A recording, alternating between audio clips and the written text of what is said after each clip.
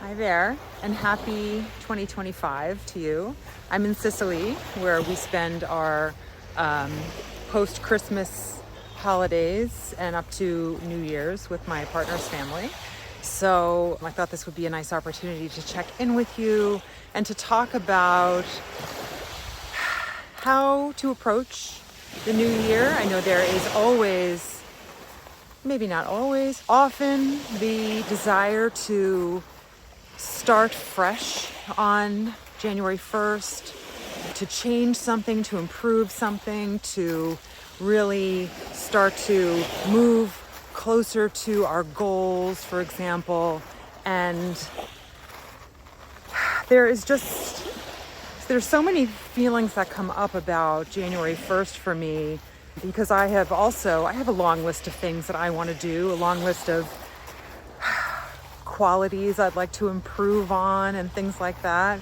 And yet there's something so arbitrary and also tyrannical about choosing this first day 1/1/25 in order to do all those things. And so I'm using this time to actively resist the idea of aggressive or even assertive self-improvement.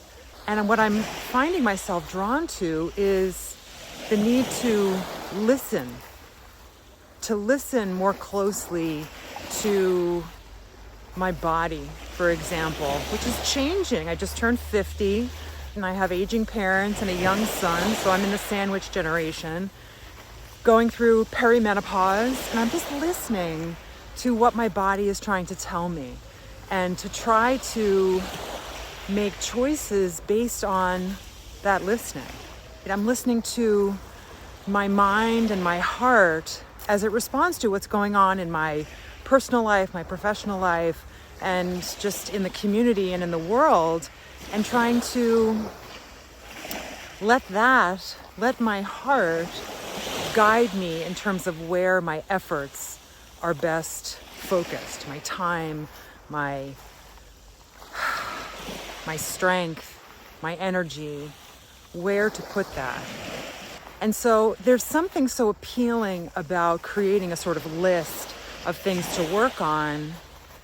But in a way, I've come to see that as taking a shortcut or tricking myself into thinking that I'm making some kind of progress, when I believe progress sort of naturally happens when we become better listeners, when we become a little less concerned about powering over our circumstances and a little more oriented toward letting the situation sort of present itself to us. And one way to do that is to practice meditation. Another way is to take care of your body. All of the ways that seem the most skillful, that will ultimately lead us in the right direction, seem to be connected with gentleness.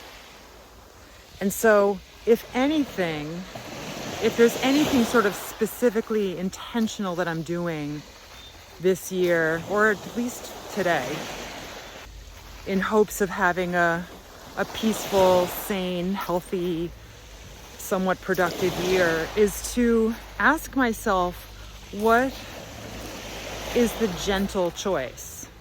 What is the choice that is most aligned with compassion and acknowledging my humanness and letting myself be this sort of flawed human that I am? And so I just wanted to share this with you in case you'd like to consider less of a resolution or even a sort of specific intention for the new year, and perhaps offer yourself the chance to engage with each moment as it happens from a standpoint of gentleness and receptiveness and listening. I'm going to be trying to send these videos out every week so that there's something that you can look forward to and expect every Wednesday. But I'm going to be honest, I'm not going to kill myself about it.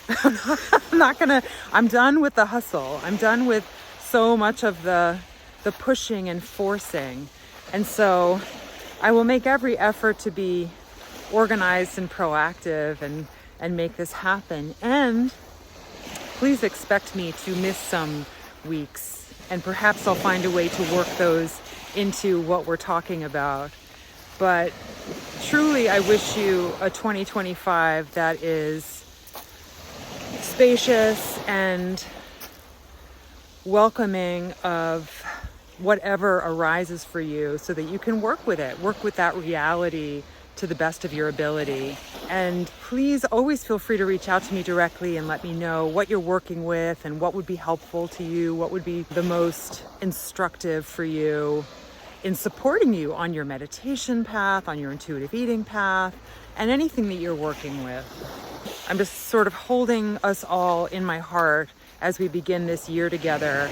We know it's not going to be easy, but we can move through it with patience and humor and authenticity, in terms of letting ourselves just feel everything that we feel, everything that comes up, and sort of weaving it into the fabric of our path.